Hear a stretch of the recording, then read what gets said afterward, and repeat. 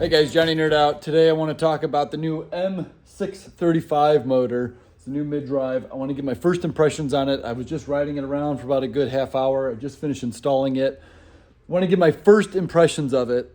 So let's get right into it. First of all, my riding impression has been, it's okay. But I think it's only because I haven't figured out how to adjust it yet. I literally just put this on. Information is still super slow. I'm trying to get more information from my supplier on the owner's manual on this thing. So far, there is nothing. So there's a lot of information on the display on how to make changes, but I don't know what those are yet, so I don't want to start tinkering with it. Let that be a good lesson to you.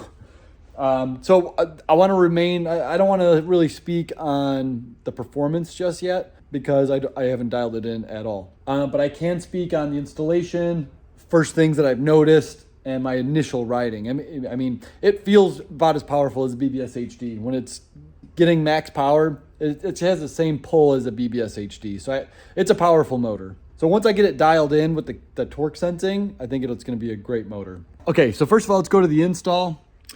First of all, you see I got a Lecky on here. I put the stock chain ring on there and the chain line was just terrible.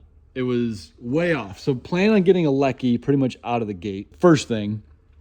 Secondly, you can see they got this little hose clamp band here. Not a fan of that, but you pretty much have to use it because they changed the mounting bracket here. It's a single point here now.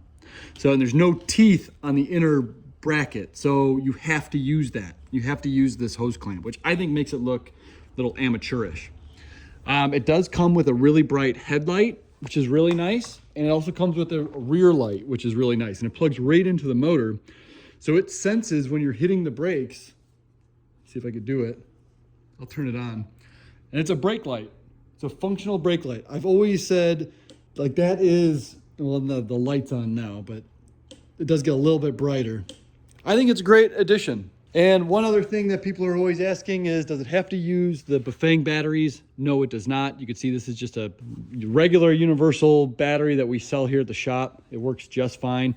The only thing is it doesn't use the CAN bus interface, so you're not going to get all the information that you normally would if you used a proprietary battery. Like this controller can tell you a lot of information about your battery, which would be nice, but because it doesn't have that CAN bus interface here, it doesn't really detect off your battery, which is fine. It's just like a standard conversion, but it would have been nice if you do use a CAN bus.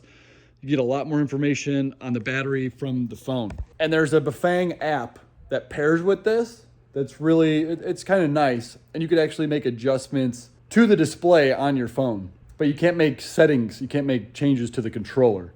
Big difference. So we need to figure out what the next step is to that, but at least for now, that's what we know. All right, thanks guys. See ya.